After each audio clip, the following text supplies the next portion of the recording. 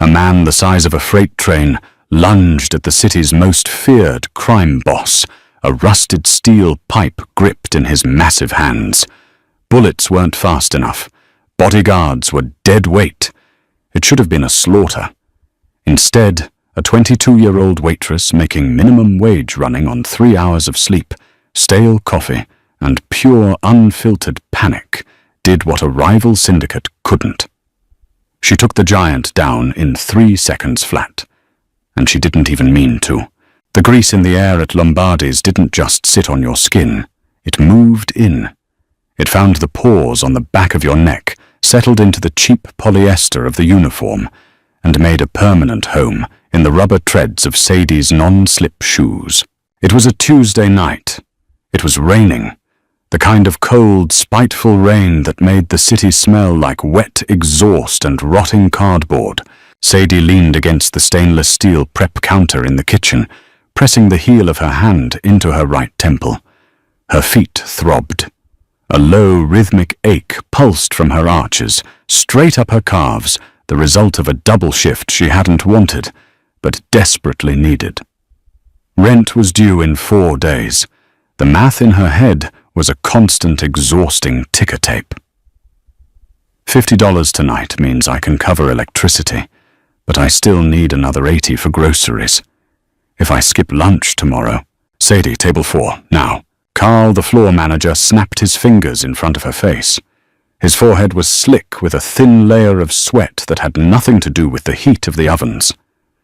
Carl was a man who lived in a perpetual state of nervous digestion, but tonight his anxiety was radiating off him in waves. "I'm on it, Carl," Sadie muttered, pushing off the counter. She grabbed the heavy black tray. "Don't just be on it!" Carl hissed his voice, dropping to a frantic whisper. He grabbed her elbow, his fingers digging into the thin fabric of her sleeve. "Look at me." "Do you know who is at table 4? Sadie sighed, pulling her arm away.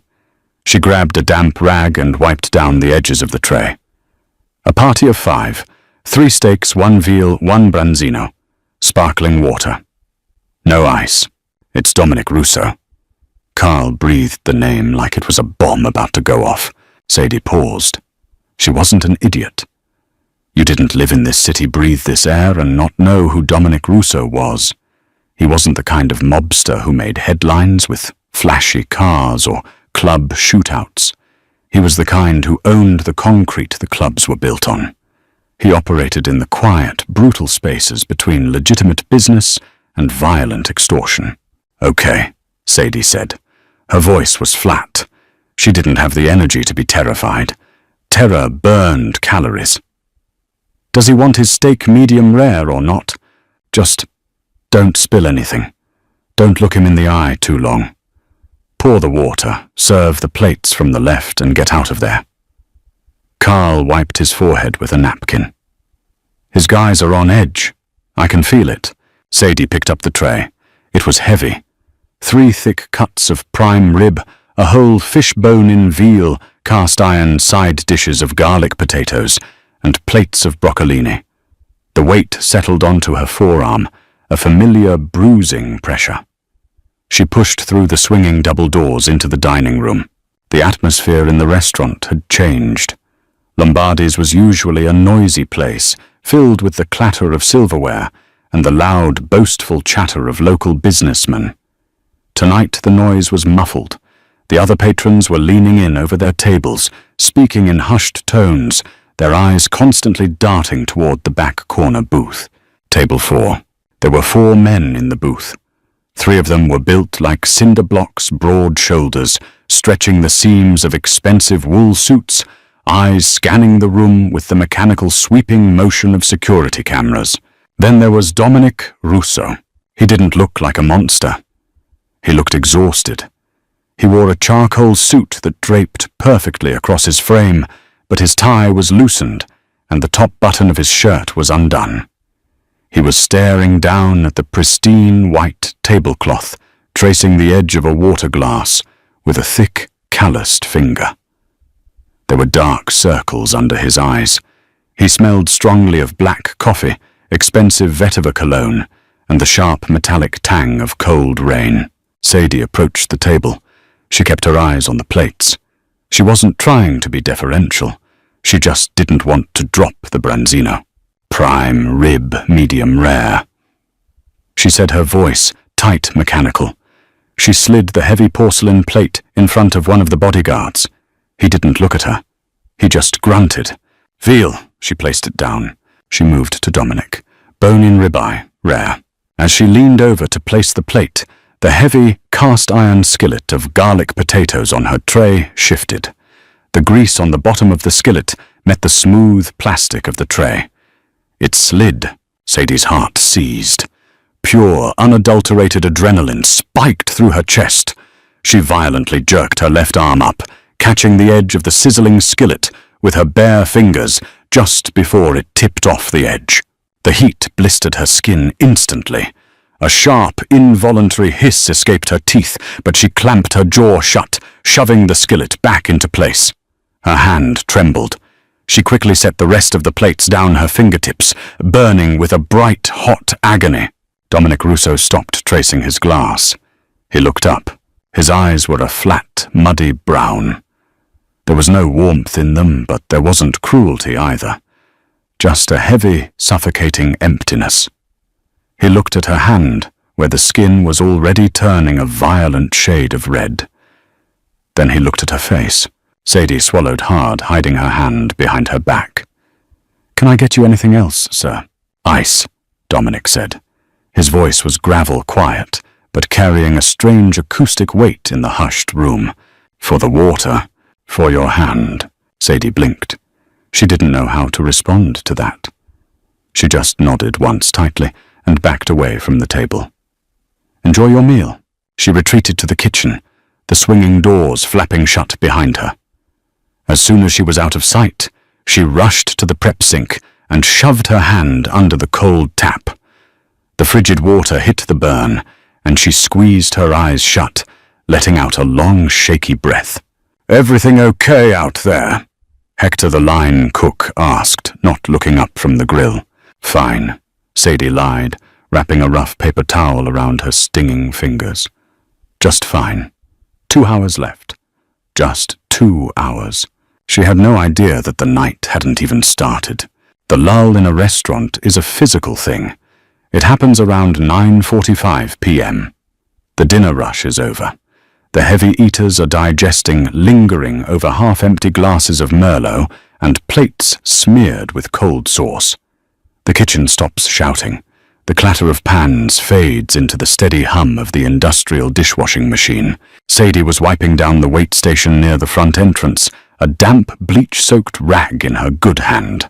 Her burned hand throbbed wrapped in a napkin, secured with a rubber band. The smell of bleach and old espresso grounds filled her nose. Outside, the rain had turned into a downpour. The streetlights bled across the wet pavement in long, blurry streaks of yellow and red. She looked up at the front door. Lombardi's had heavy double doors made of dark oak and frosted glass. They kept the cold out. They kept the city out, until they didn't. The doors didn't just open, they were shoved inward with a force that made the brass hinges scream. The cold air hit Sadie first. It rushed into the warm, garlic-scented dining room like a ghost carrying the smell of wet asphalt and something else. Something sour, like unwashed clothes and rusted iron. A man stepped into the foyer. He was too big. That was the first thought that registered in Sadie's tired brain. Human beings weren't supposed to be shaped like that. He stood at least 7 feet tall, his shoulders so wide he had to turn slightly sideways to clear the heavy doorframe. He was wearing a dark green military surplus trench coat that was soaked through dripping black water onto the polished hardwood floor. He didn't have a weapon drawn. He didn't say a word. He just stood there for a fraction of a second, his heavy, mud-caked boots sinking into the entrance mat.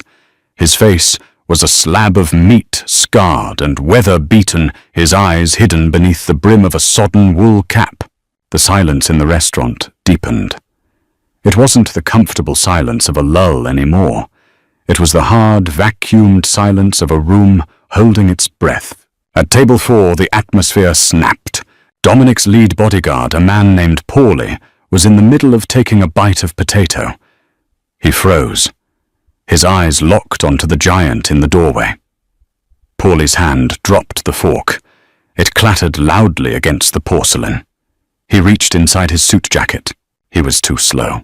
The giant reached into the deep pocket of his trench coat. There was no smooth, practiced draw. It was jerky, brutal. He pulled out a heavy matte black pistol with a long, thick suppressor threaded onto the barrel. Pff, thwack! It didn't sound like a gunshot in a movie. It sounded like an industrial staple gun misfiring. Paulie didn't scream. His head snapped back as if he'd been punched by an invisible fist. A fine red mist sprayed across the white tablecloth and the half-eaten prime rib. He slumped forward, his face landing dead center in his plate, knocking his water glass over.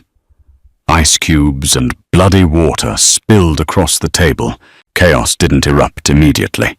There was a full 2-second delay where the brain simply refused to process what the eyes were seeing. Then a woman at the next table started screaming, a high, reedy, endless sound. The other 2 bodyguards at Dominic's table surged upward, chairs kicking back, hands clawing for their holsters. Pff, thwack! Pff, thwack! The giant fired twice more. One guard went down hard, clutching his collarbone, blood leaking rapidly through his fingers. The other fired blindly, a deafening crack that shattered the ambient noise of the restaurant. The bullet missed the giant, completely shattering a mirror behind the bar. Glass rained down like hail, clinking against the liquor bottles. Sadie stood frozen at the wait station. She was 10 feet away from the giant. She couldn't move. Her feet felt like they were set in concrete. Her heart was beating so fast, it felt like a continuous, painful vibration in her chest. She wasn't breathing. The giant didn't even look at her. She was a fixture. Furniture. He dropped the suppressed pistol. It hit the hardwood floor with a heavy thud. It was out of bullets or jammed, or he just didn't care anymore. From inside the folds of his wet coat, he drew something else. A rusted, heavy steel pipe. It was 3 feet long, thick as a wrist with a jagged fitting on one end. He locked eyes with Dominic Russo. Dominic hadn't run. He hadn't ducked under the table. He had pushed himself back into the corner of the booth, his own weapon drawn, a compact silver revolver. He fired. The bullet caught the giant in the shoulder.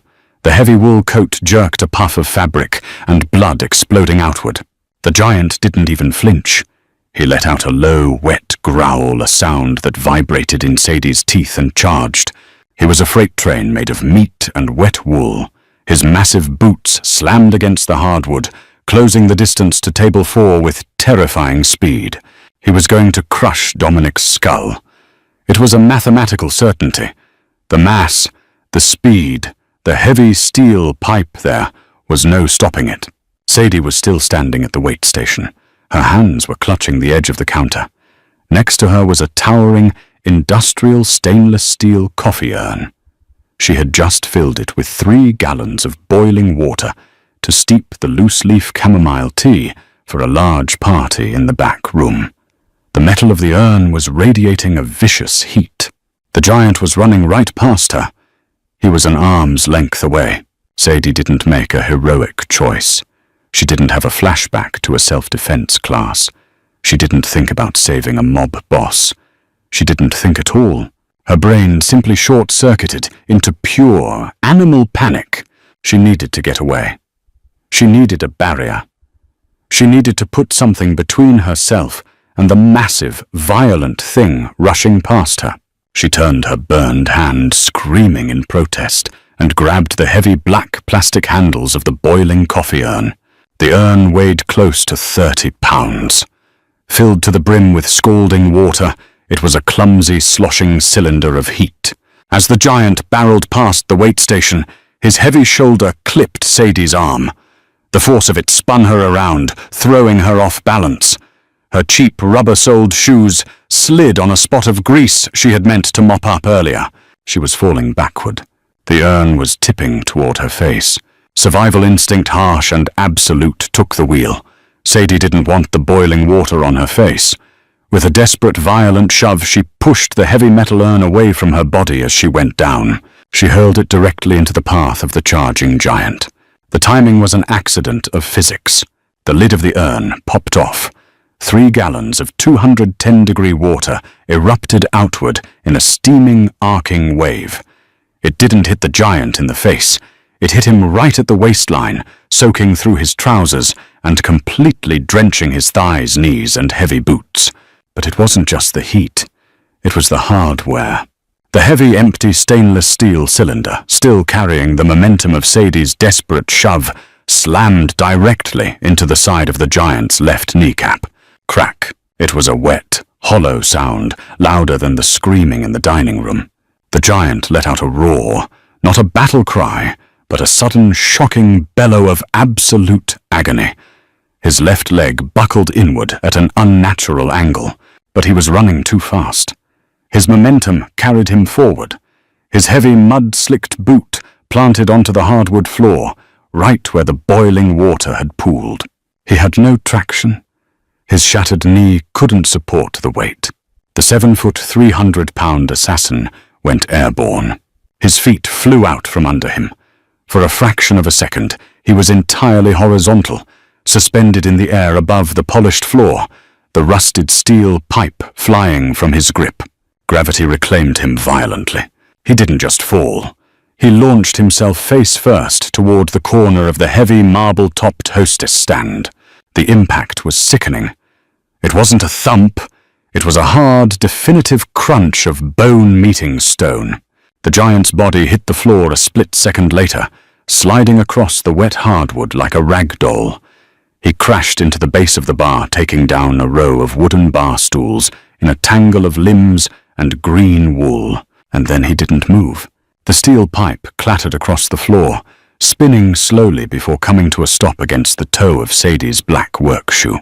Sadie was sitting on the floor, her back against the wait station cabinet. Her breathing was ragged, sucking in air in sharp, desperate gasps. Her right hand, the burned one, was shaking uncontrollably. Her uniform was soaked with spilled water, sticking to her skin. Her elbow throbbed where she had hit the ground. The restaurant was completely silent again. The screaming had stopped. The patrons were cowering under their tables. The remaining conscious bodyguard was staring at the crumpled mass of the giant. His gun still raised his mouth, hanging slightly open. A puddle of dark, thick blood was beginning to pool out from underneath the giant's head, mixing with the spilled, boiling water on the floorboards. It smelled like raw copper and chamomile.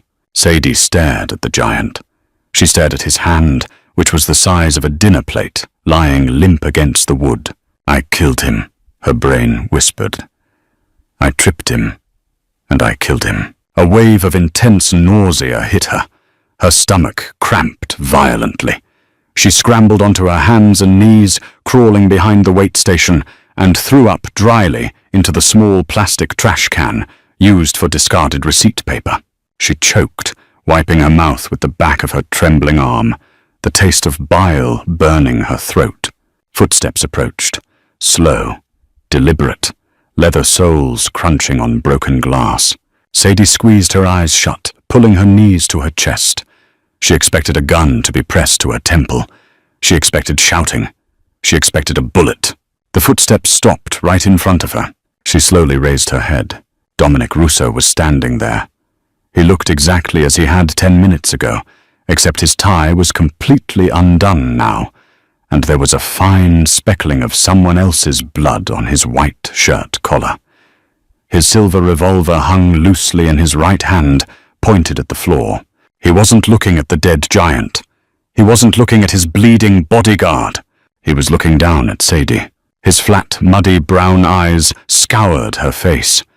He took in her soaked uniform, her trembling frame, her terrified wide eyes, and the plastic trash can she was clutching like a life preserver. He looked at the heavy steel coffee urn resting dented on the floor. He didn't offer his hand to help her up. He didn't thank her. He just stared at her, the exhaustion in his face replaced by a sudden terrifying clarity. He tilted his head slightly, studying her like a lock he was trying to pick. "What?" Dominic asked, his voice low and gravelly, cutting through the ringing silence of the room. "Is your name?" Sadie swallowed the bile in her mouth. She clutched her burned hand to her chest. "Sadie," she choked out. Dominic nodded slowly. He reached into his suit jacket. Sadie flinched, bracing for the gun. Instead, he pulled out a thick, folded stack of $100 bills. He didn't count them. He just dropped the heavy wad of cash into the lap of her wet apron. "Go home, Sadie," he said softly. He turned away from her, gesturing to his bleeding bodyguard. "Wipe down the cameras. Call the cleaners. We leave in 2 minutes."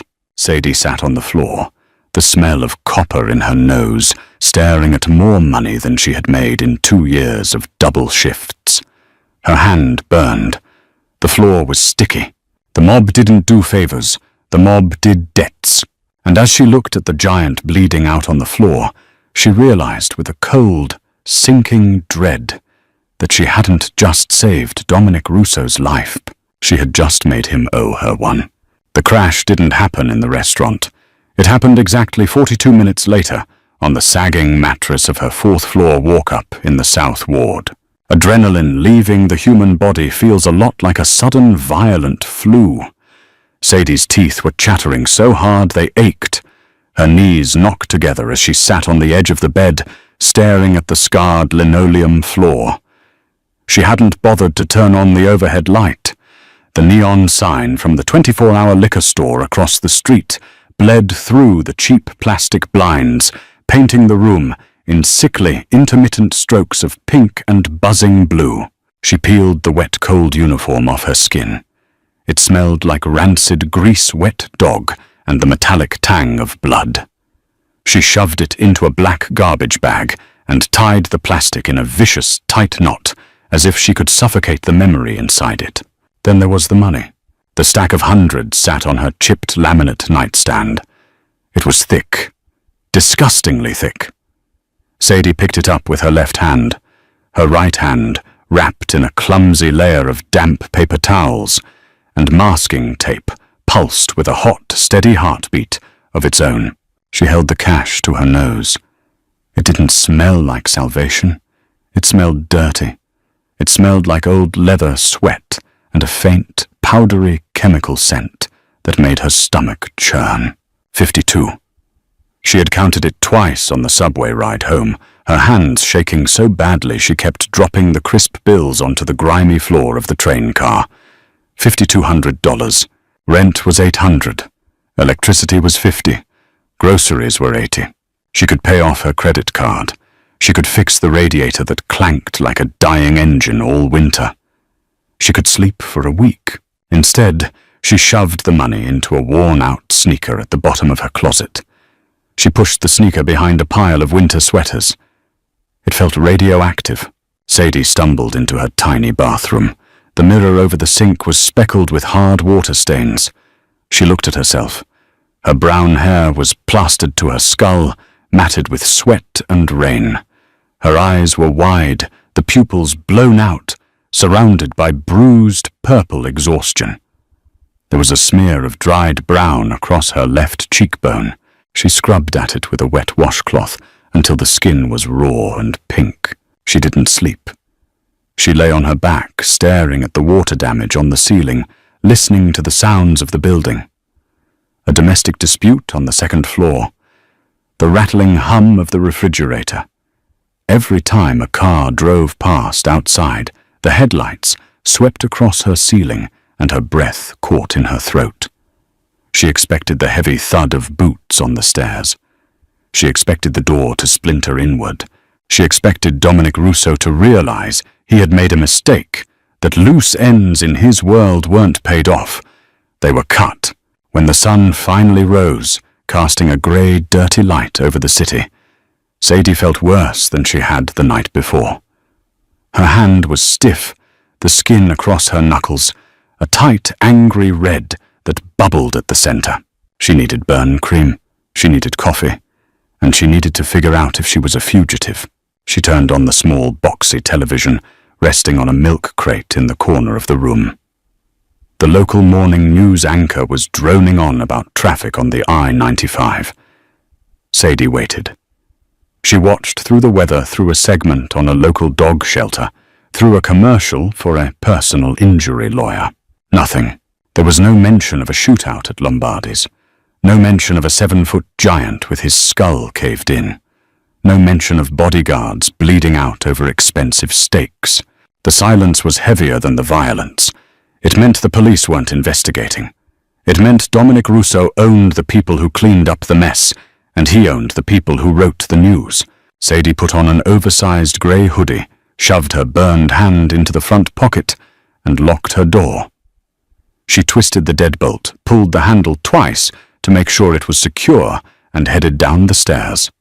The air outside was damp and cold, carrying the sharp scent of ozone from last night's storm.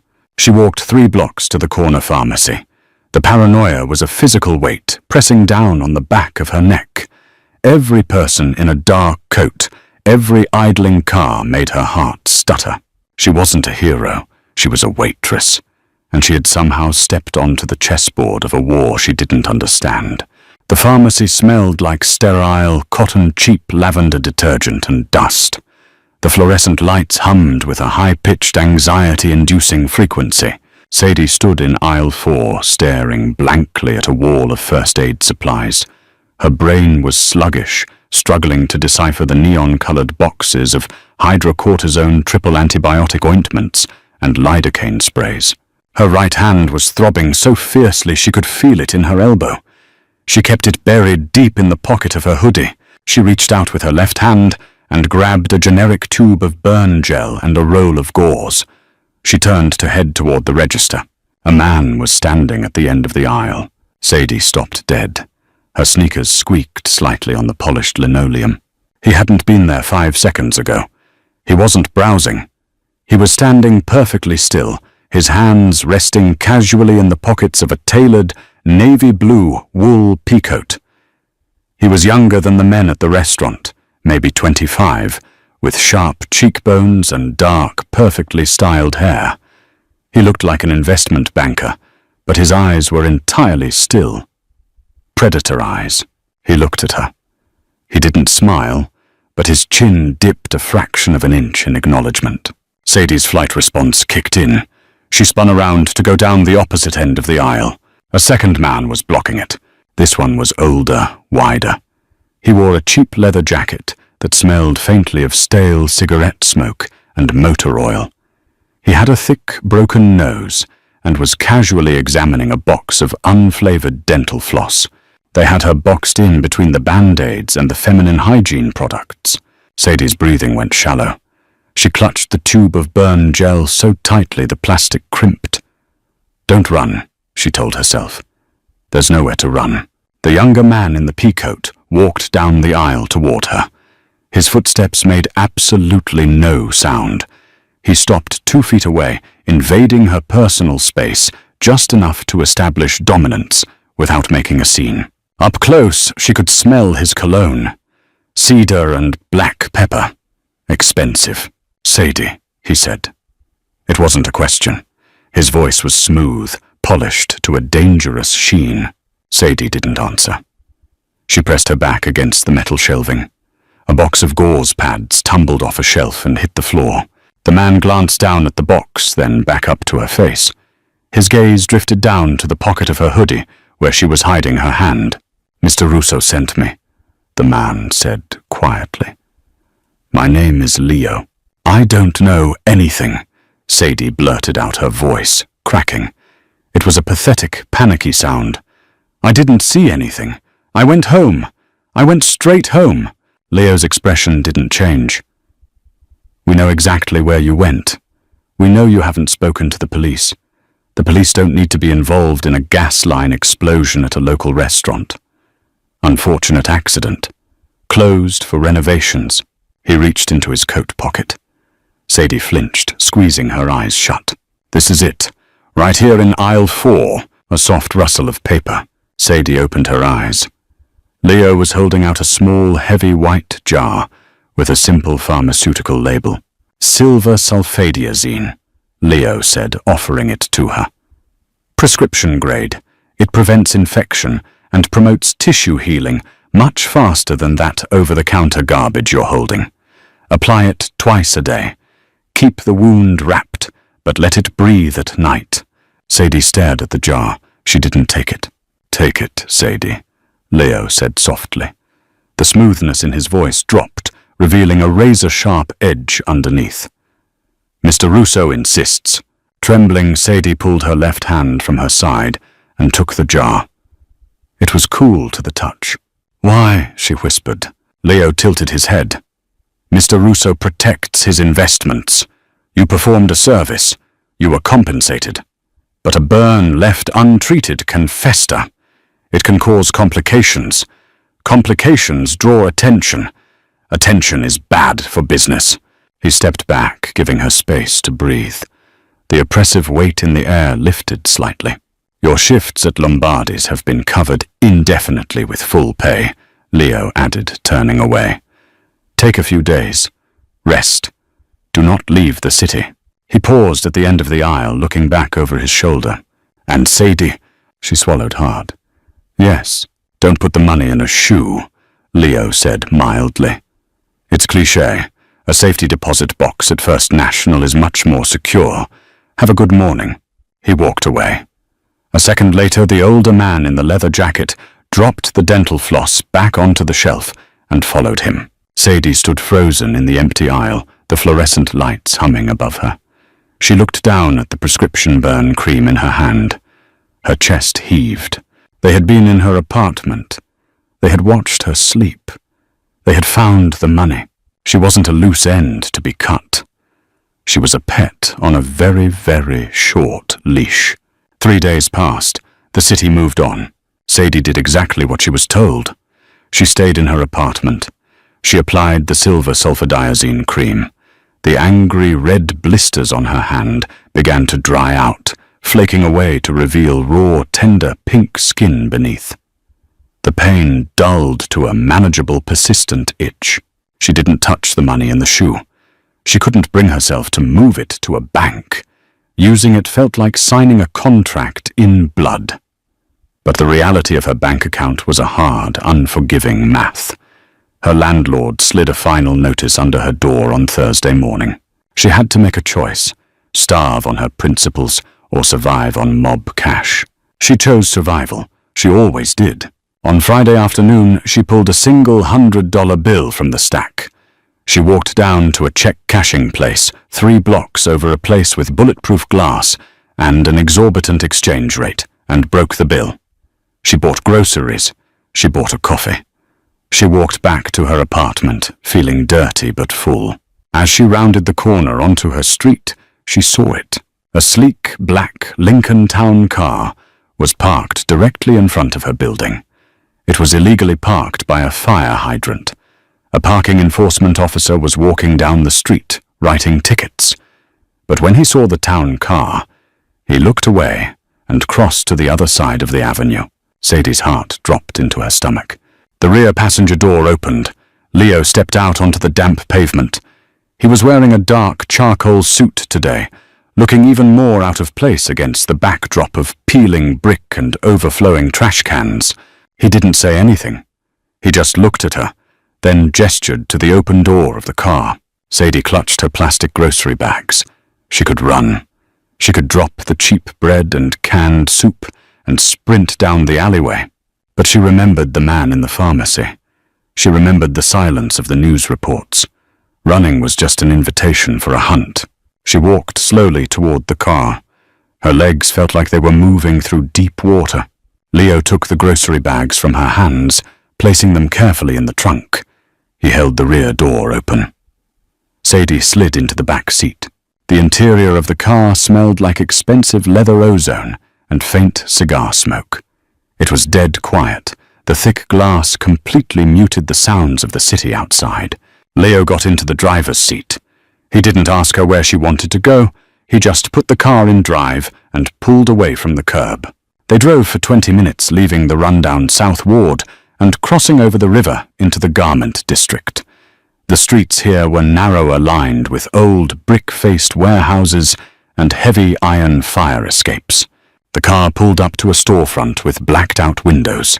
Above the door, a faded hand-painted sign read, "Moretti and Sons. Bespoke Tailoring." Leo opened her door. Inside, the back room. Sadie stepped out onto the curb. Her mouth was dry. She walked toward the heavy oak door and pushed it open. A bell jingled above her head, an incongruous, cheerful sound. The front of the shop was legitimate. Racks of half-finished suit jackets hung from brass rails. Bolts of dark wool and silk were stacked on large wooden cutting tables. The air was thick with the smell of hot steam-scorched cotton and chalk dust. The heavy, thumping hiss of an industrial steam press echoed from somewhere out of sight. There was no one at the front counter. Sadie walked slowly down the narrow aisle between the cutting tables, her sneakers silent on the worn wooden floorboards. She reached a heavy velvet curtain at the back of the shop.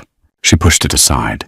The back room was vast, brightly lit by large frosted skylights. It looked less like a tailor shop and more like a private lounge. Leather armchairs, a mahogany wet bar, and a large antique billiards table dominated the space. Dominic Russo was standing by a massive three-way mirror. He was in his shirt sleeves, his arms held slightly out to his sides. An elderly man with a measuring tape draped around his neck was pinning the fabric of a new charcoal waistcoat across Dominic's broad chest. Dominic looked different in the daylight. The harsh exhaustion she had seen at the restaurant was gone, replaced by a cold, coiled energy. He was dangerous. It radiated off him not in explosive bursts, but in a low, heavy hum. He caught her reflection in the mirror. He raised a hand, stopping the elderly tailor. "Arthur, that will be all for today. Leave us." The old man nodded quickly, gathering his pins and scurried past Sadie through the velvet curtain without making eye contact. Sadie and Dominic were alone. Dominic slowly turned to face her. He didn't speak immediately. He took his time looking at her, his dark eyes cataloguing her cheap jeans, her oversized hoodie, the rigid way she held her shoulders, and the raw pink skin of her right hand hanging out of her sleeve. He walked over to the wet bar. He poured 2 fingers of amber liquid into a crystal tumbler. He didn't offer her one. "You spent the money," Dominic said. His voice was a low, resonant rumble in the large room. Sadie flinched. "I bought groceries. I was hungry."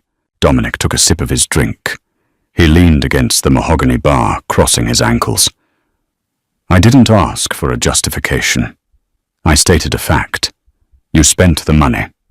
That means you accepted the transaction." "I didn't have a choice," Sadie said, her voice shaking, but a tiny spark of defiance flaring in her chest. "You put it in my apron. Your men broke into my apartment." "My men secured your apartment," Dominic corrected smoothly, "to ensure the people who hired the man you killed didn't decide to tie up loose ends. You are alive right now because I willed it." Sadie stared at him. The sheer arrogance of it made her stomach twist. "I'm alive because I threw a coffee pot." Dominic paused. The corner of his mouth twitched. It wasn't quite a smile, but it was a break in the stone facade. "You threw a 30-pound urn of boiling water at a professional killer who had just dispatched 2 of my best men," Dominic said softly, setting his glass down. He took a slow step toward her. "You broke his patella. You shattered his orbital bone on a hostess stand. It was violent, it was messy, and it was entirely improvised." He stopped 2 feet in front of her. He was taller than she remembered. She had to tilt her head up to look him in the eye. "I owe you my life, Sadie," he said. The words sounded like they tasted like ash in his mouth. "A Russo does not live with unsettled debts." "I don't want anything," Sadie whispered, backing up a half step. "I just want to go back to my job." "Your job is gone," Dominic stated flatly. "The girl who worked at Lombardi's died the moment that man walked through the door. You are a civilian who killed an enforcer for the Vitiello Syndicate. If they find out who you are, they will skin you alive just to send a message." Sadie stopped breathing. The floor tilted slightly beneath her feet. Dominic reached out. His large, calloused hand gently caught her left elbow, steadying her. His grip was firm, surprisingly warm. "You belong to me now," Dominic said, his voice dropping to a harsh whisper. "Not as a prisoner, as an employee. You work for me. I keep you hidden. I keep you fed, and I keep you breathing. Do you understand?" Sadie looked up into his flat, muddy brown eyes. She saw the absolute certainty there. There was no negotiation. There was only the heavy, suffocating weight of the world she had just fallen into. "What kind of work?" she asked, her voice hollow. Dominic released her elbow. He turned back toward his glass on the bar. "You proved you can think under pressure, Sadie," he said, taking a slow sip. "You're going to clean up my messes." The cleanup didn't mean bodies. It meant paper. Sadie's new office was a windowless room beneath a commercial laundromat in the East End.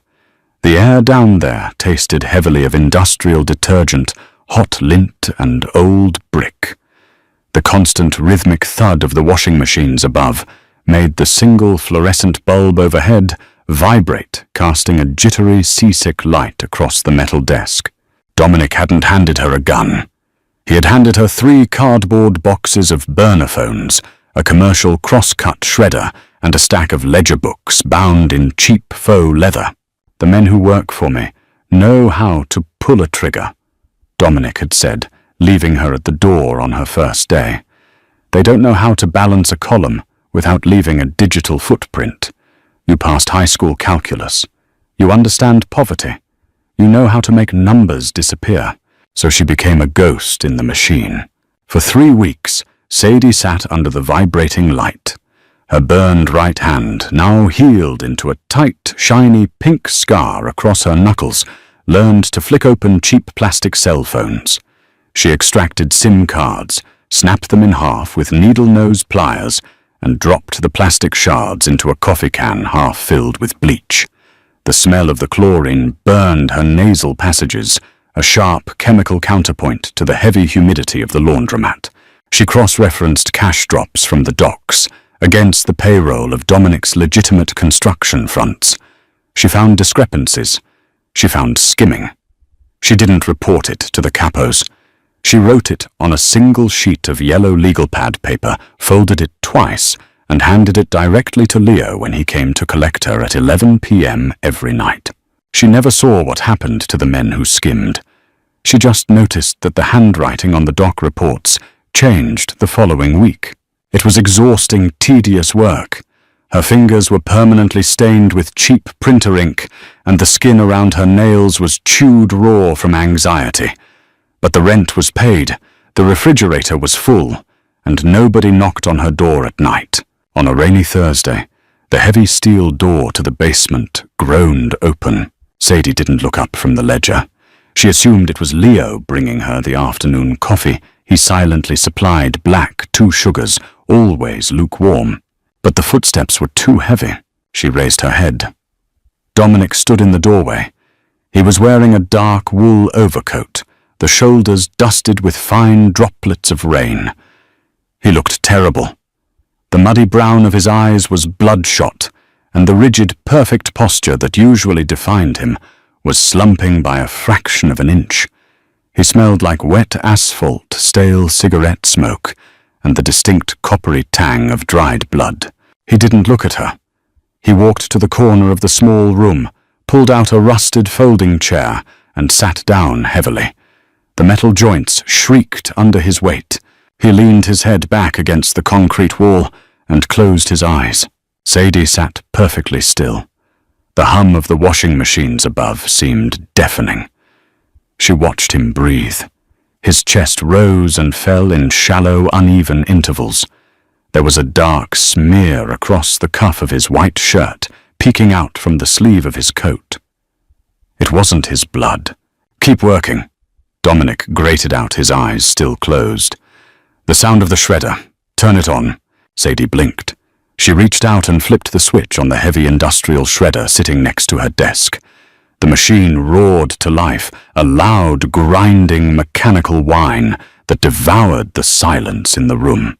Dominic's shoulders dropped slightly. The tension in his jaw relaxed. He wasn't here to check on her. He was here to hide. The realization hit Sadie with the force of a physical blow. Dominic Russo, the man who owned the streets, who dictated life and death in the back booths of restaurants, had nowhere else to go. His penthouse was probably full of guards. His clubs were full of enemies. The only place he could sit in a room covered in someone else's blood and just breathe was in a windowless basement with a 22-year-old waitress who owed him her life. Sadie picked up a stack of old invoices. She fed them into the shredder. The blades caught the thick paper, tearing it into confetti with a violent, satisfying crunch. She fed another stack, then another. They sat like that for 40 minutes. The king of the city hiding in the dark, and the girl with the burned hand feeding paper to a machine just to give him noise. When Dominic finally stood up, the vulnerability was gone. His posture was rigid again. The mask was back in place. He stopped at her desk on his way out. He reached into his coat pocket and placed a small, flat, velvet box on top of her ledger. "Your hand," he said smoothly. "The scar tissue. It catches the light. People look at it." He didn't wait for a response. He turned and walked up the concrete stairs, the heavy steel door clicking shut behind him. Sadie stared at the box. She reached out her fingers, brushing the velvet.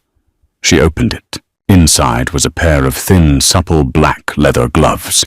The leather was buttery soft, the stitching flawless. They were custom-made. They would hide the burn perfectly. She picked one up and slid it onto her right hand. It fit like a second skin. It felt warm. It felt like a brand. The illusion of safety shattered on a Tuesday. Sadie was out of the basement. Leo had driven her to a commercial meatpacking facility on the edge of the river, one of Dominic's older fronts. She was supposed to audit 3 months of backlogged inventory manifests. The office was suspended above the cutting floor, enclosed in thick, soundproof glass. Below, men in heavy coats and hard hats moved massive swinging carcasses of beef along overhead metal rails. The air conditioning in the office was broken, but the ambient cold from the refrigerated floor below seeped up through the floorboards, chilling Sadie's ankles. It was 9:15 p.m. The night shift was just clocking in. Sadie was highlighting a discrepancy in a shipment of imported prosciutto when the lights on the cutting floor abruptly went out. The heavy mechanical hum of the refrigeration units died. Total darkness below, total silence. Sadie's highlighter stopped moving. The hairs on her arms stood up. She looked through the glass window down at the floor. It was a pitch-black void. Then she heard the sound. Poof! Thwack! It was the exact same sound she had heard at Lombardi's. The misfiring staple gun. A suppressed weapon. Below her, the emergency backup lights flickered on, bathing the cutting floor in a sickly, jaundiced yellow glow. 3 men in tactical gear were moving fluidly through the swinging sides of beef. They weren't Dominic's men. They moved with military precision, their rifles raised, sweeping the area. On the floor near the loading dock, 2 of the night shift butchers lay motionless, dark pools, spreading quickly across the white tile. The Vitiello Syndicate. They had found the front. Sadie's breath caught in her throat. The panic, the cold, wet terror from the restaurant flooded back into her veins. Her knees buckled, and she dropped below the sightline of the glass window, hitting the cheap carpet of the office floor hard. She crawled under the heavy wooden desk. She curled herself into a tight ball, her knees pressed to her chest, her gloved hands clamped firmly over her own mouth to trap the sound of her hyperventilation. Footsteps clanged on the metal stairs leading up to the office. Heavy. Fast. Someone kicked the office door. The wood splintered, but the lock held. Another kick. The frame cracked. Sadie squeezed her eyes shut. She tasted copper. She had bitten her own inner lip so hard it was bleeding. A third kick shattered the door inward. It slammed against the wall. Heavy boots crunched on the carpet. The smell of ozone, cold air, and gun oil filled the small room. "Clear the files," a rough voice ordered. "Pour the accelerant. We burn it." A liquid splashed across the linoleum near the door. It smelled sharply of gasoline. Sadie pressed herself further back into the shadows under the desk, her heart vibrating so violently it physically hurt her ribs. If she stayed, she burned. If she moved, she took a bullet. Suddenly a deafening roar erupted from the cutting floor below. Not a suppressed shot, an unsuppressed heavy-caliber bark. Boom, boom, boom. The man standing in the office jerked toward the window. "What the—" A bullet shattered the glass of the office window from the outside, ripping through the man's chest. He collapsed backward, hitting the filing cabinet with a heavy thud, his rifle clattering to the floor, just inches from Sadie's hiding spot under the desk. The gunfire below turned into a chaotic, echoing war zone. The sharp cracks of rifles answered by the booming, rhythmic thuds of heavy handguns. Men were shouting. Meat was being torn apart by stray bullets. Sadie didn't move. The smell of the gasoline was overpowering now, mixing with the sudden, sharp scent of ruptured bowels from the dead man lying near her feet. Her stomach heaved, but she swallowed the bile down. 10 minutes passed, or maybe 10 hours. Time stopped functioning. The gunfire slowed, then it ceased entirely. The silence that followed was heavier, more terrifying than the noise. Slow, deliberate footsteps crunched on the broken glass covering the office floor. They stopped right in front of the desk. Sadie stopped breathing entirely. She waited for the barrel of a gun to peer under the mahogany lip. "Sadie." The voice was rough out of breath and coated in gravel. Sadie slowly lowered her hands from her mouth. She crept forward, inching her head out from under the desk. Dominic stood there. He wasn't wearing a suit. He was wearing a dark tactical vest over a black sweater. His face was smeared with grease and something dark and wet. He held a heavy smoking pistol in his right hand. He looked down at her. His chest was heaving. For the first time since she had met him, his flat brown eyes were wide, the pupils blown out with pure adrenaline. He didn't look at the dead man on the floor. He looked at her. He saw her curled up like a terrified animal, trembling violently, the black leather gloves covering her hands. He dropped his gun. It hit the carpet with a dull thud. He dropped to his knees right in front of the desk, completely ignoring the broken glass. He reached under, grabbed her by the shoulders, and hauled her out from under the wood. His grip was bruising, almost violent. He pulled her against his chest. Sadie stiffened. The tactical vest was hard and smelled like burnt gunpowder, but underneath it she could feel the frantic, heavy pounding of his heart. "Are you hit?"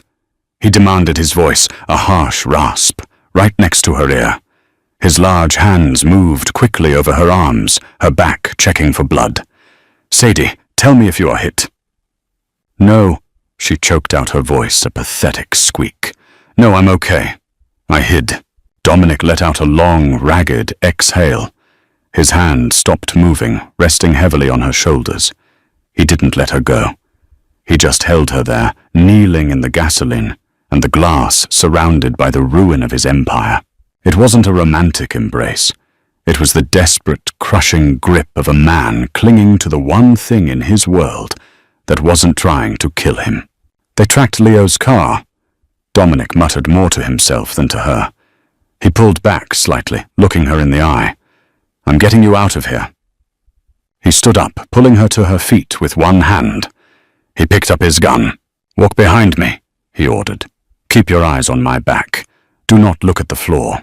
She followed him out of the office and down the metal stairs. She tried to obey. She tried to look only at the broad expanse of his black sweater. But as they crossed the yellow-lit cutting floor, the smell hit her raw meat, hot blood, and emptied casings. She saw the bodies in her peripheral vision. 7 of them, slumped against the stainless steel tables draped over the conveyor belts. She focused on Dominic's back. He was the monster who had brought her here. He was the monster pulling her out. And in the dark, cold math of survival, she realized she didn't care which one he was, as long as he kept walking. The penthouse was silent. It was a sprawling, sterile expanse of white marble glass and dark oak. It felt less like a home and more like a high-altitude observation deck. Sadie sat on the edge of a massive leather sofa in the center of the living room. It was 3 a.m. Dominic sat in a low armchair opposite her. He had taken the tactical vest off, discarding it on the pristine floor. His black sweater was pulled up, revealing a torso, mapped with old, pale scars. Knife wounds, bullet puckers, the physical ledger of his rise to power. There was a new entry. A bullet had grazed his left side just below the ribs. It hadn't penetrated the muscle deeply, but it had torn a jagged, ugly furrow through the skin. It was bleeding sluggishly, a dark red trail, tracking down toward his waistband. Leo was dead. They had found him in the alley behind the meatpacking plant, shot twice in the back of the head. Dominic had dispatched the rest of his security detail to the perimeter of the building. He refused to call a doctor. The Vitiellos have ears in the underground clinics. Dominic had grunted, throwing a first aid kit onto the glass coffee table. You clean it, you stitch it. Sadie had stared at him. I pour coffee, Dominic. I do math. I don't sew skin. You'll learn, he replied, leaning his head back and closing his eyes. Now her black leather gloves were resting on the table. Her bare hands, the right one, sporting its shiny pink scar, was slick with rubbing alcohol. She soaked a cotton pad in iodine and pressed it into the furrow on his side. Dominic's entire body went rigid. The muscles in his abdomen corded like steel cables, but he didn't make a sound. He didn't even open his eyes. I'm sorry, Sadie muttered, her hands shaking slightly. Don't apologize for necessary pain, Dominic said, his voice strained. Just finish it. She threaded the curved surgical needle with thick, black nylon thread. Her stomach rolled at the thought of pushing metal through human flesh, but the mechanical detachment she had learned in the basement took over. She pinched the edges of the jagged wound together. She pushed the needle through. Dominic's breath hissed sharply through his teeth. His hand reached out blindly and gripped the edge of the glass coffee table so hard his knuckles turned white. Why did you come for me? Sadie asked. Her voice was quiet in the massive, echoing room. She pulled the thread tight, tying a clumsy but tight surgical knot. At the plant, Dominic opened his eyes. He watched her hands work. You are my employee. I protect what is mine. Sadie pushed the needle through a second time. She didn't look up from his ribs. I balance your ledgers, Dominic. I shred your burner phones. You could hire a dozen accountants tomorrow who wouldn't flinch at gunfire. She tied the second knot, cutting the thread with small medical scissors. You didn't come to the plant to save an accountant? Dominic was silent for a long time. The only sound in the room was the faint hum of the city traffic, 40 stories below. You didn't look at me, he finally said. Sadie paused, the needle hovering over his skin. She looked up at his face. What? At the restaurant, Dominic said softly. His eyes were heavy, the adrenaline crash finally pulling him down. Before the giant, when the skillet slipped, and you burned your hand. You didn't look at me with terror. You didn't look at me with greed. You just looked at me like a man who was in the way of your job. He shifted slightly, wincing as the skin pulled against the new stitches. Everyone else in this city either wants to kill me or they want me to kill someone for them. Every single person. He reached out. His large, blood-stained hand gently grasped her wrist. He didn't pull her closer. He just held her. Except you. You just wanted to go home. Sadie stared at the hand wrapped around her wrist. The warmth of his skin bled through the chill of the air conditioning. You owe me a debt, Dominic murmured. That's what I told you. That's how my world works. Debts and payments. And when is the debt paid? Sadie asked, her voice cracking slightly. She didn't pull her arm away. Dominic's thumb slowly brushed over the pink scar tissue on her knuckles. The touch was impossibly gentle, a stark, terrifying contrast to the violence she had watched him inflict hours ago. "Never," he said. It wasn't a threat. It was a confession. The debt was a lie, Sadie. It was the only way I knew how to keep you in the room. He looked her dead in the eye.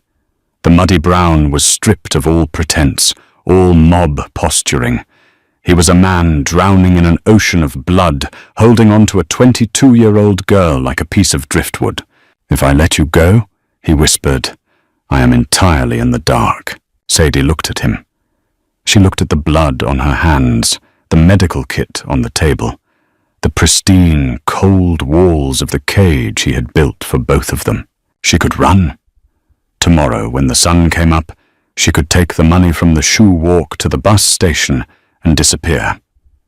She could go back to serving cheap steaks and surviving on tips, but she looked at the exhaustion in his face. She felt the heavy, quiet weight of his hand on hers. The grease fire of her old life was gone. She had stepped into a colder, sharper fire, and she realized with a cynical hollow ache in her chest that it was already too late to walk away. She didn't want to. "Hold still," Sadie said quietly. She pulled her wrist from his grasp. She picked up the needle, pinched the torn flesh of the monster who owned the city, and began to sew him back together. If you want to dive deeper into the dark, tangled web of Sadie and Dominic's survival, hit that like button, share this video, and make sure to subscribe to the channel. Would you have stitched him up or taken the chance to run? Drop your thoughts in the comments below. Stay tuned, because the war with the Vitiello Syndicate is just beginning, and Sadie's ledger is about to get a lot bloodier. Don't miss the next chapter of this gritty mafia romance.